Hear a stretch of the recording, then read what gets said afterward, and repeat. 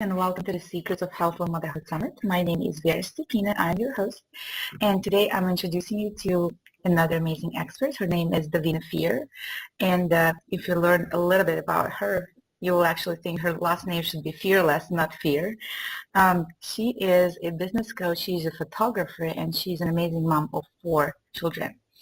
I'm here pregnant with my 3rd baby, and I'm scared, how I'm going to do all of that, and she's raising 4 kids. So I'm excited to hear what she says today, and I'm really thankful that you found the time to come online and record the interview. Thank you so much for having me here. This is really an honor. How are you doing today? Thank you so much. Well, so everybody learns a little more about yourself. What's your story? What inspired you? And also, you are a photographer. You teach it probably business. would. Why I am teaching business in photography because a lot of the photographers that I work with have already been in business for a while and have really honed in on their photography craft, but are feeling a big gap between being able to get clients that will love their work and actually making the money that they want to make. And so they have great work already. It's really a matter of just getting it in front of the right people and having a great mindset even for feeling like there are plenty of people in the world that would want to work with them. So that's a lot where the photography part, although for my story, I have worked with people and taught them photography in my career. My career started about 12 or 13 years ago, right after I had my twin girls. And I was getting so many compliments about the pictures I was taking of them. And so for Christmas, I asked my husband to get me an SLR camera that I could switch the lenses. And I had taken a class in college, a black and white class, but I kind of had other things I was focusing on. So it was just kind of a fun thing. But then when he got me that, I said, I actually want some classes at the Community Art Center as well. And so he got me all that for Christmas. I took the community art classes, and the photographers who were leading those were like, have you thought about doing this for a living? And at the time, before I had gotten my camera, I had tried soap making and paper making and all these things that I was quilting and thinking, is there some way I could turn this into making money? I was like, I just want to help my husband make some money here. We need to make ends meet. And then when I started taking these photography classes and these photographers were saying, you really should consider having a business, I was like, no, what if I mess up people's pictures? That's kind of scary. And so I didn't really take them seriously until people in my classes just started looking at me. They're like, I have a wedding coming up. Will you do it? I was all, sure. And so I think that's actually how a lot of mom photographers get started, is they take great pictures and then people just think they're awesome and just start booking them. And so they kind of fall into business. They weren't really looking to have a business, but hey, well, this is kind of nice extra money. Sure, I'll take your picture. And pretty soon they have this business and they don't have any idea how to run a business. They just liked photography to start with. And so a lot of the time in my career, I've taught people how to do photography, how to do a lot better at connecting with their clients, getting emotion, capturing something that's really real, and things like that. A lot of the photographers that come to me want that kind of lessons or mentoring or whatever. And then they'd also come to my studio and I just showed them how I set up all my systems and all that kind of thing. But just recently in the last year or so, I realized that photographers need so much more than just being shown how to use their camera or shown how to interact with clients or shown systems. They really need a whole mindset shift in the way they're approaching their art, their business themselves, their lives, being a business owner and a mom, and how all that goes together. And so that's kind of how it's morphed over the years into really wanting to help business owners, especially photographers and artists, creatives type of people, to create a business that they really love and their life and being a mom without feeling all that guilt and shame and tornness between the two.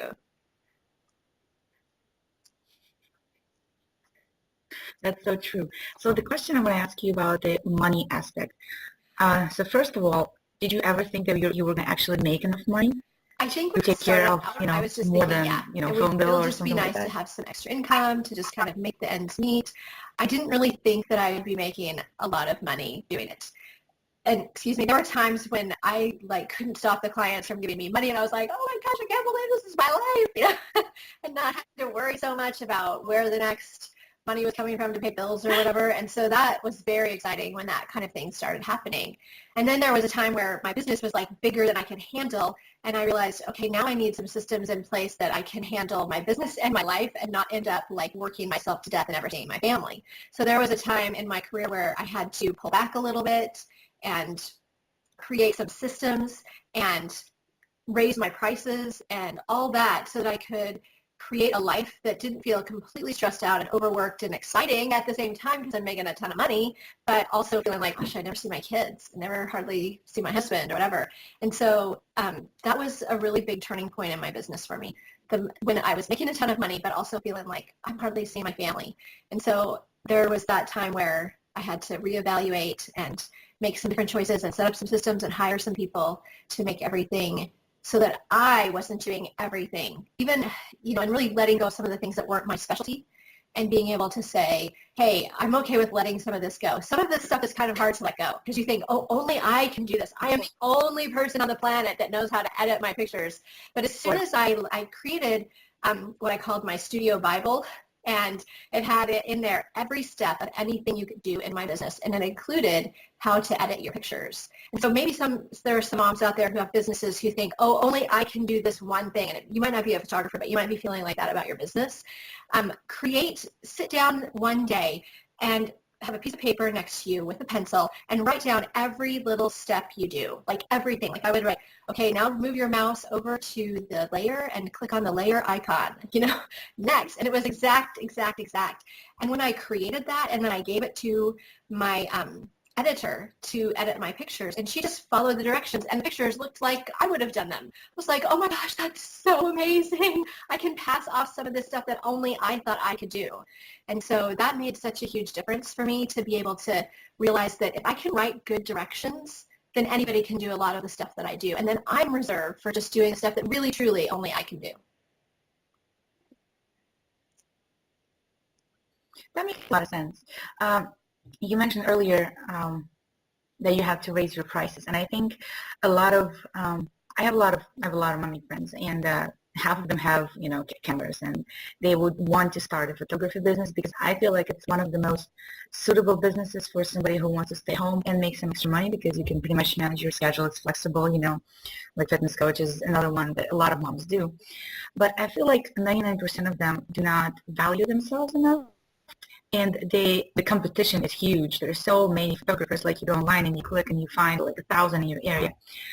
And I always tell them, try raising your prices a little bit and see how that goes. Maybe you will get less clients, but the quality will be so much bigger and you can do more things with that.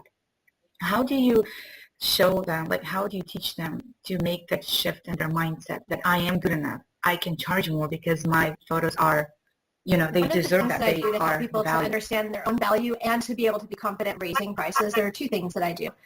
Well, the first thing is very much about a mindset thing and being able to really hone in on what you offer as a photographer, because your story, your background, your training, everything that you've done to come to the place where you are in your business or photography career is completely original to anyone else. No one else has had your exact same path. So there are things that you offer in your art that no one else offers. So if you can make a little list, take some time and just write down 10 things that are about your journey that are specific to you. Maybe the person that you mentored with, or maybe the person that really helped you out when you were first getting started, or maybe just the books you're reading, or maybe just the people that inspire you, the photographers that you totally love. Writing down where you got your training, exactly who is your very favorite person to photograph, or what type of people or events that are your favorite to photograph.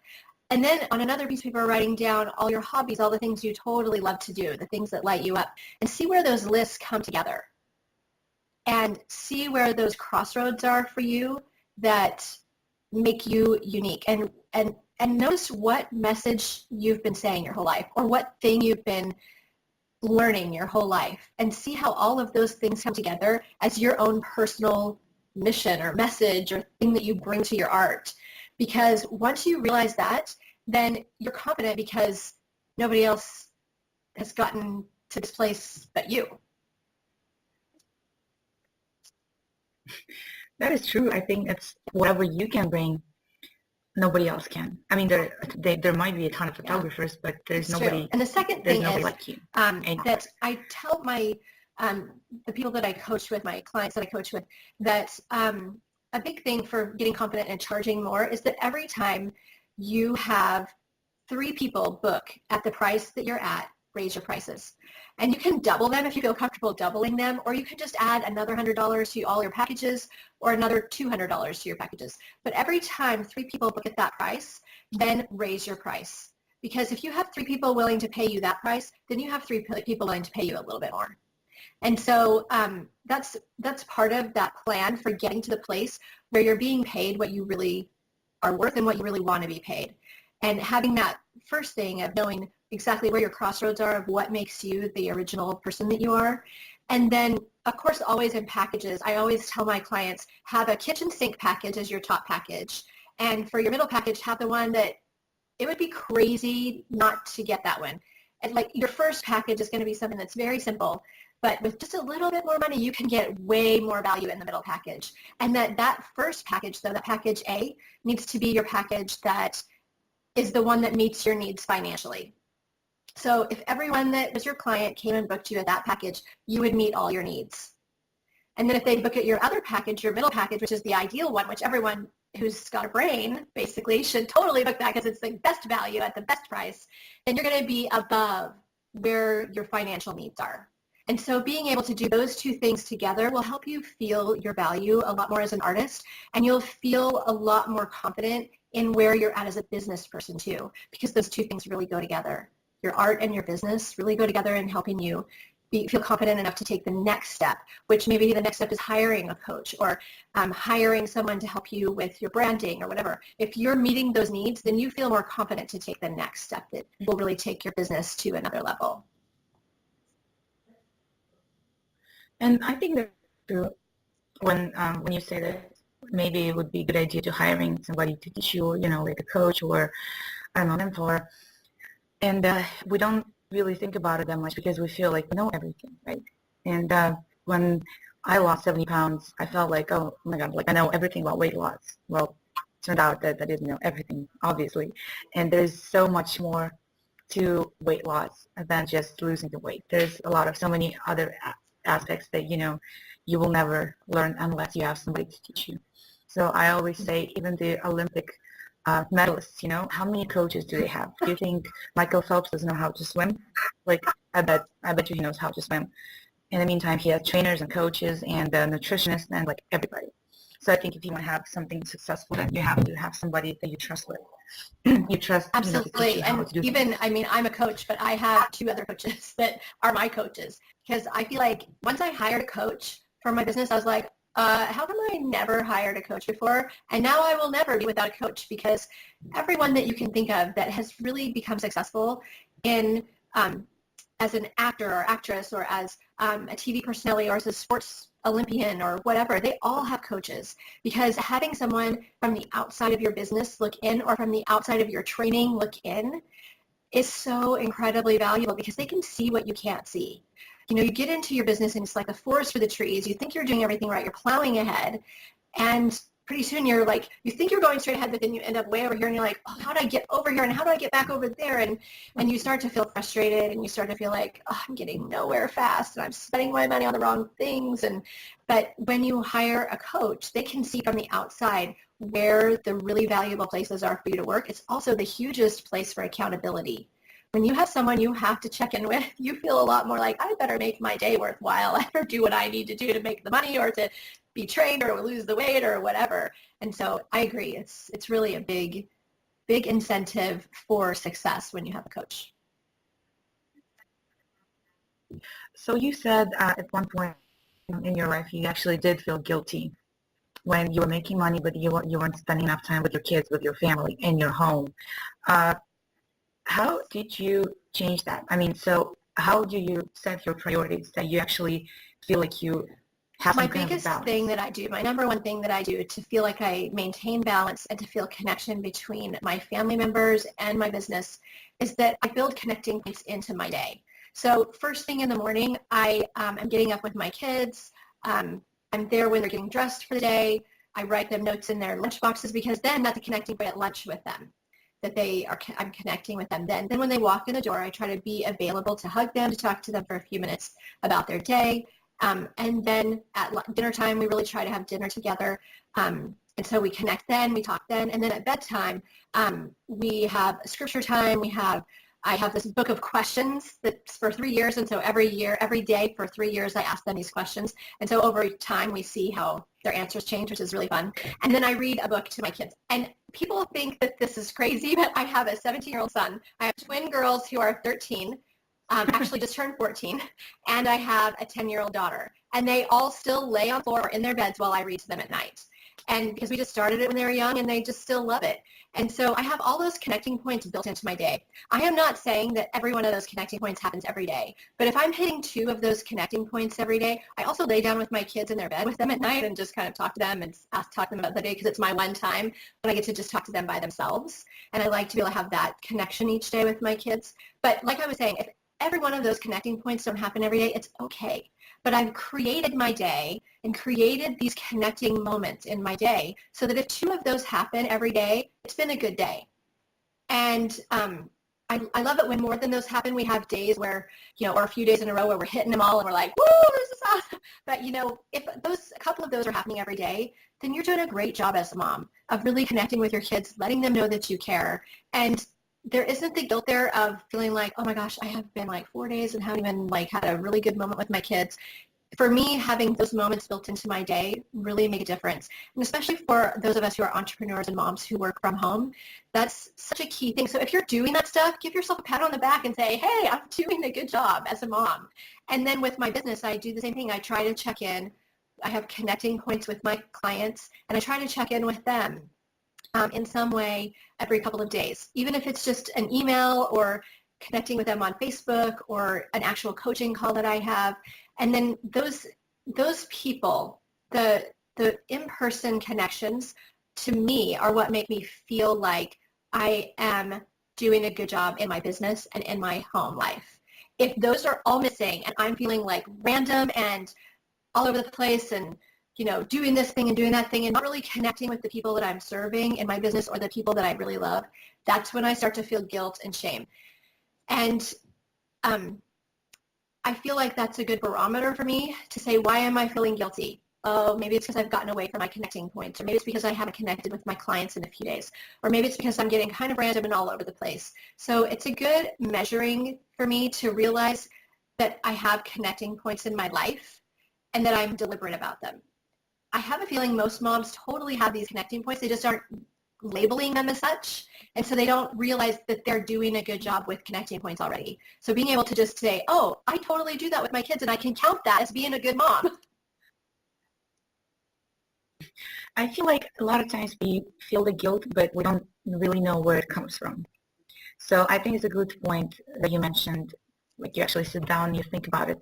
Oh, why am I feeling guilty? Oh, I'm feeling guilty because I didn't do this and I didn't do that. But I actually did something else. But we never give ourselves enough credit. It feels like we always try to do 100 things at once and we run around like a chicken without a head and like all stressed and all freaking out. And when in reality, if you sit down and you make make a list, like write everything down and make a list, everything that you need to do is totally doable. But because you have so many things in your mind, you're like, oh my freaking God, how am I going to be able to do all that? And it feels like it's pretty possible. The thing that I realize when I get into the shame and guilt place is that my mindset is in a totally lack place. I'm just thinking like, don't have enough time, I don't have enough resources, I don't have enough money, there's not enough of me to go around. And so we start feeling really terrible that there's not enough of me, I'm not enough.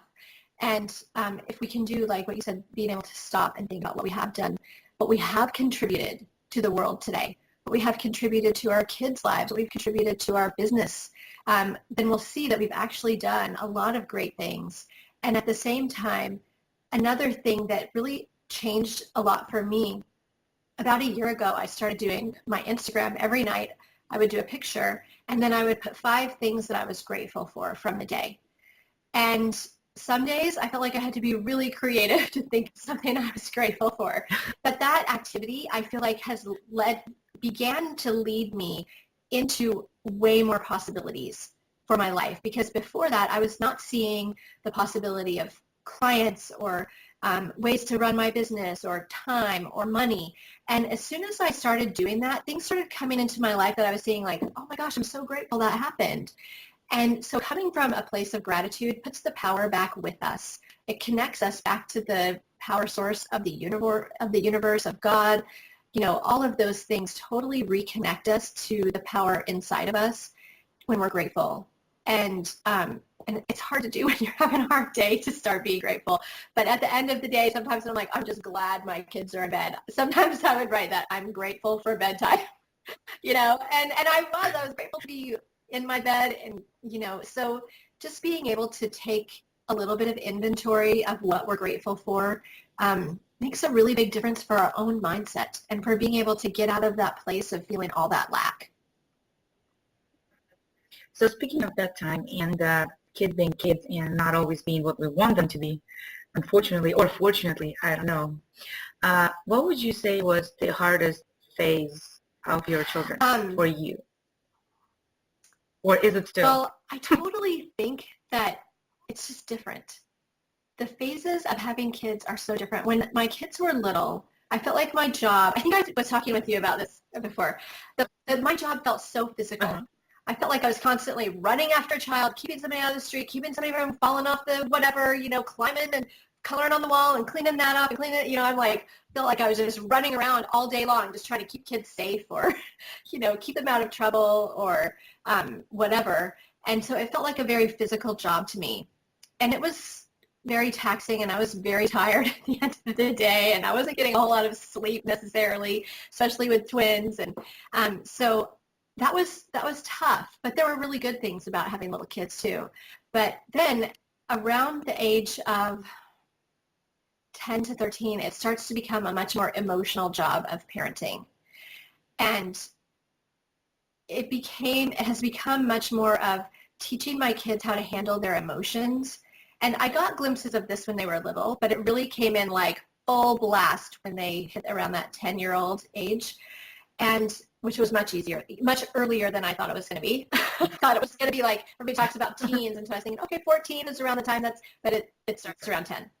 And and it just became a lot more of me managing emotions, helping them understand their own emotions, helping them have tools to be emotionally independent with how to work with friends, how to work with people, how to manage the anger, anxiety, upsetness, excitement, all those emotions become 100 times what they were before the age of 10.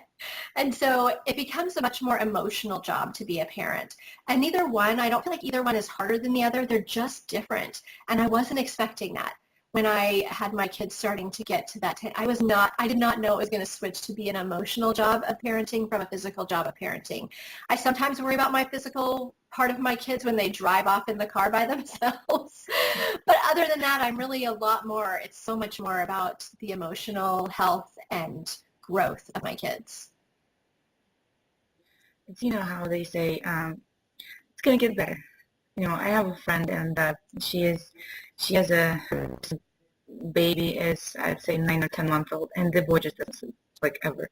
And her first child just sleeps so well, and she's like, oh my God, does it ever end? Is it ever gonna end? I'm like, I don't know. I've heard it just gets different a little later. So I don't know. Maybe you should appreciate the sleepless nights here, because I think, to me, emotional stuff, I think it's a little bit harder. It's really hard for me to control my emotions, and I'm working really hard on that. And I think I'm getting better with age and with time and with, working with kids and stuff. But when I was a child, I feel sorry for my mom. And, I think she did a great job. And she raised me a decent person. Because if not for her, I don't know where I would have turned out. It is funny how we appreciate our parents a lot more once we have our own kids. Yeah, and that's what I always say. We need to appreciate our parents a little bit more. Because you never know. My mom passed. Sorry, I'm getting all emotional. My mom died 12 years ago. And I wish she was here now, because I now appreciate what she's done for me. So sorry. This happens to me every time. It's been a long time, and it still happens every time I talk about it. It's just so hug your mom if you have a mom. Hug your mom. That? I said, for everybody who's watching, if you have a mom, go give her a hug. That's an amazing thing. Well, okay, it's very tender, and I think it's awesome that you realize how wonderful she is, and that is something that I can't imagine that would be really difficult to be being a mom and just wanting to have your mom there to give you advice and things like that. So it's what's really sad is that we never appreciate things when we have them. And even now with my kids, I tell them, I try to teach him about positive things. And my son, he's 5, and he always thinks about, oh, Mom, but I don't have that toy, or I didn't get to go to Chuck E. Cheese this weekend, or I only won 20 tickets instead of 2,000. I'm like, well, why don't we look on the positive, on the bright side? And you won 20 tickets, I got you a snake, which is a great thing because you didn't have a snake before. Well, when really we had like 5,000 snakes. But, the point is that I try to show them that, we need to appreciate things for what we have now. It doesn't mean that we don't have to strive for something better, but definitely don't take things for granted. I think that's so true, going back even to what you were saying with your friend that you were talking about. Well, maybe it's just about enjoying the sleepless nights. And I do remember when I would be sitting up with my 2 tiny little twin babies, one in each arm, in the middle of the night. And the thing that I would say to myself when I was really tired was, remember, you will never hold 2 tiny babies like this again. This is it. This is going to go. This is going to pass. And you will not hold these little babies like this again. And it was so true. I mean, I got pregnant again with my 4th child, and we wondered if they would be twins because there's like 50% more chance if you've had twins before. But I didn't. And that was my only chance to like really drink in how amazing it was to have 2 babies at the same time. But there are so many things like that in our life right now that we're just overlooking that will never happen again and that we'll never experience again. And so being able to really appreciate, like you said, right now, there's stuff that we can be grateful for. And in our culture, it's really easy to be looking forward all the time or to be looking sideways at what everyone else has and what you don't have and think that, oh, if I could just have that, or if I could just have that person's life, it would be so much better. When really there's so much happening in our life that we could be missing if we're not paying attention. Yeah, and there's probably somebody else who's wishing to be living your life, and you just don't know about it. So I wanted to ask you about traditions, and since we started talking about appreciating things a little bit more, or try to value what we have now, is there one tradition, we don't have time to talk about everything, but is there one tradition that you always try to follow that maybe one day you're going to be looking back and you'll be so great you actually, you had that tradition? I think my favorite tradition, which is actually probably more of a ritual because it happens almost every day, is laying down with my kids at night. I love that time because I get to like breathe them in. I get to lay there and they get all cuddled up, even my 17-year-old.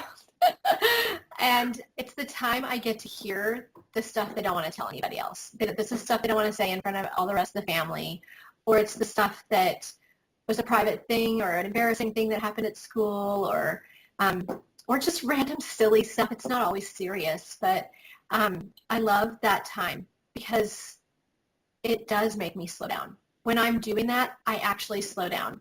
And when I'm laying down with my kids at that time, I'm thinking, okay, nothing else matters. This is what matters. And I think, okay, maybe I don't need to go back to do my work. Maybe I should just go to bed. I feel like I gain a little bit of perspective every time I do that with my kids. And so I think that's the one that means the most to me. And it means a lot to me because it's an everyday thing. Because to me, all the everyday stuff is the stuff that you're building your life on.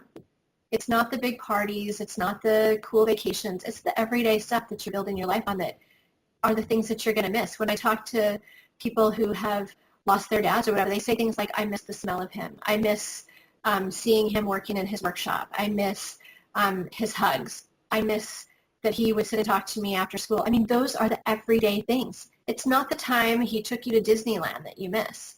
It's the little things about him being close to them, or just being able to just talk. And so to me, those everyday rituals are the things that, if they weren't part of my life, they are the things I would look back and wish I had happen. And I think that is a great tradition or ritual that you have. And I feel like a lot of parents, a lot of moms, they always think that if you have a tradition, it has to be something, taking the kids to the Disneyland once per year. And maybe for me, I live in San Diego. It's a 2-hour drive, but tickets are still like $200 now. But for somebody who lives, somewhere a lot further, like you are, that would be a big investment to do every year, especially for so many kids. Sorry. But what we have at home is, so we have 2 kids. I'm pregnant, and my husband's mom lives with us. She has Alzheimer's disease, and she needs to be supervised 24/7. She doesn't speak English. She only speaks a little bit of Armenian. She doesn't understand much Russian. So it's really hard to find somebody who can actually watch her and who she will be comfortable with. We try not to leave her at home alone, like, ever. So I'm always here, pretty much. So what we do every Friday, instead of doing like a my husband and me date night, whatever, that would be lovely, but it doesn't happen often. We do a date night at home, and the original idea was to have the kids in bed, and so we can have a date at home. Of course, it never works like that. The kids do not want to go to bed when there's a date at home, right? So it kind of turned into this family dinner fun night where you can do pretty much like kids ask me for foods that we don't normally eat on a normal day, and I would cook, or we would cook together, and we don't count macronutrients on Friday, or at least for dinner. And so every Friday now, my 5-year-old asks me, so he's like, so what, Mom, what are you going to cook tonight? What's going to be for dinner tonight? What's something special? So now everybody knows. And it kind of turned into this thing that we do every Friday without me even trying to build this tradition. And I think one day I'm going to look back, well, I'm hoping when my son is 17, and it's a long way ahead of me, hopefully, that he will still like to do that. My boys will still like to do that with us. That would make me feel really, really good. That you're building that now is super likely that it's going to still be like that. They're going to want to be with you. I found with my kids, if we have dinner without one of my kids, they're like, oh. The chair is empty until 8 o'clock at night for me, So building that totally, it helps kids feel like they belong and they want to be part of it. So. Yeah, and I feel like a lot of times these days kids, technologies, and I'm going to speak with someone else about, detoxing from technologies and whatever, everything we have, Facebook, phones, iPads. There's so many things that we do and that our kids do. A lot of times they don't even feel like they belong. I think that is true. It's because everything else is so important. So on the Friday we just drop that and, have half a cup of soda and some pizza, and we move on. And I think that's fun, and I think everybody else can do that. Just do one little thing that doesn't require much money, doesn't require driving or anything else, and just be there for your family, because that's what's important. That's one of the things in my photography. I photograph families. I go into their homes and I photograph them living their everyday life. Like, I'm there when they wake up in the morning and I'm there until they go to bed at night, and I just photograph their entire day.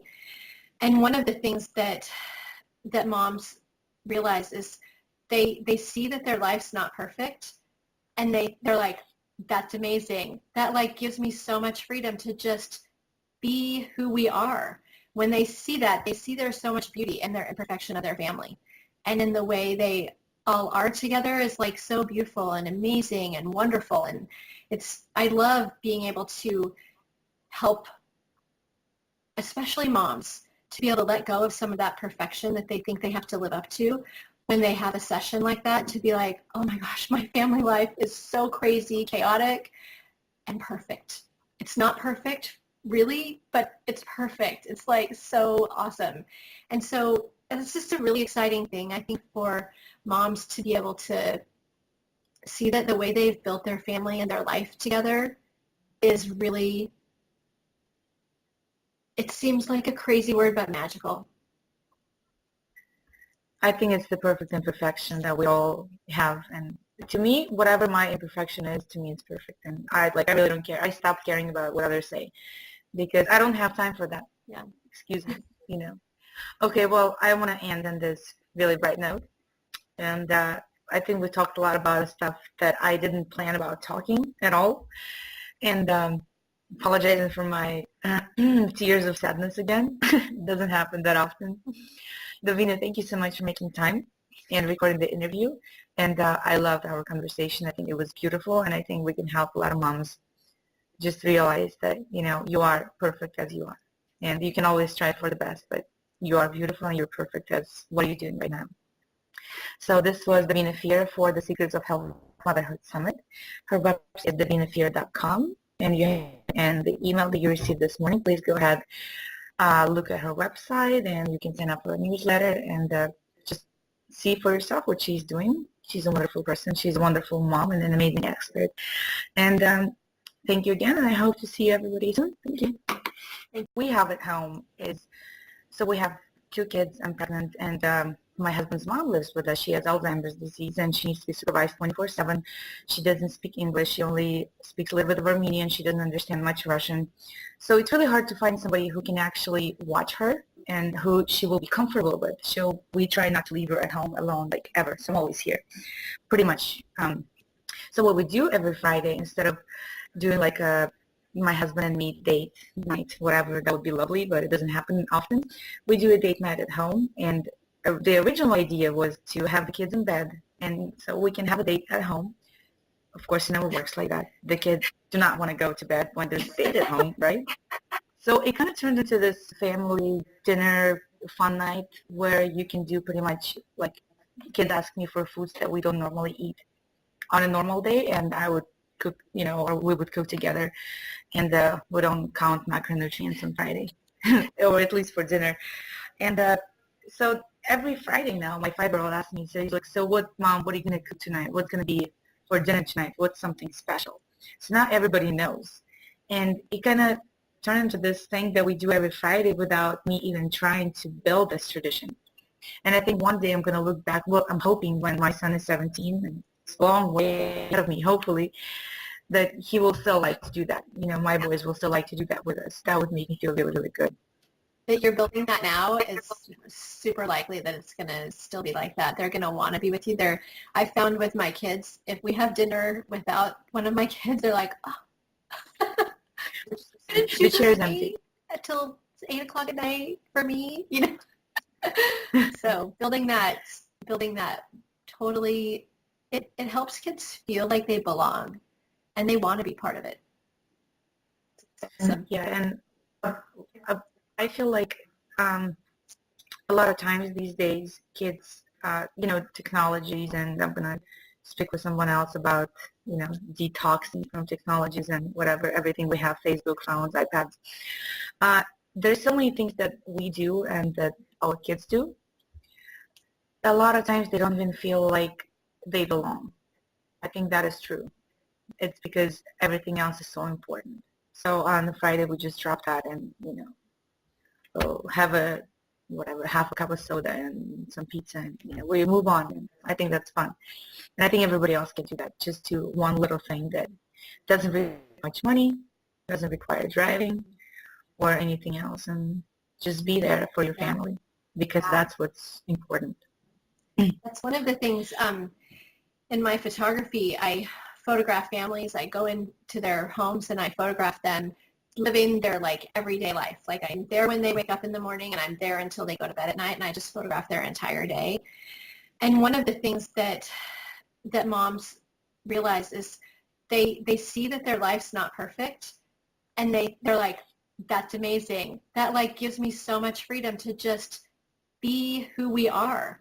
When they see that, they see there's so much beauty in their imperfection of their family, and in the way they all are together is so beautiful and amazing and wonderful. And I love being able to help, especially moms, to be able to let go of some of that perfection that they think they have to live up to when they have a session like that, to be like, oh my gosh, my family life is so crazy, chaotic, and perfect. It's not perfect, really, but it's perfect. It's so awesome.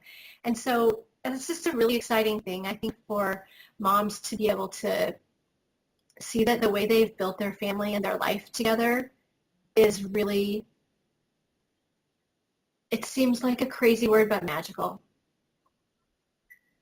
I think it's the perfect imperfection that we all have, and to me, whatever my imperfection is, to me it's perfect, and I really don't care. I stopped caring about what others say because I don't have time for that. Yeah. Excuse me, Okay, well, I want to end on this really bright note, and I think we talked a lot about stuff that I didn't plan about talking at all, and apologizing for my tears of sadness again. It doesn't happen that often.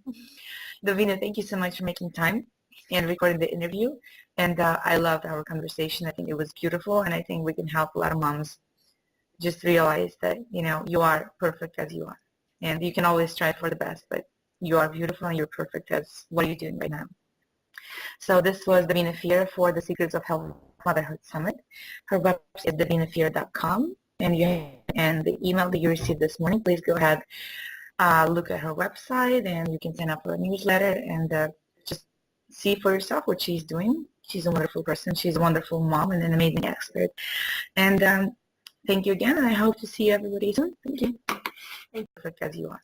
And you can always strive for the best, but you are beautiful and you're perfect as what you're doing right now.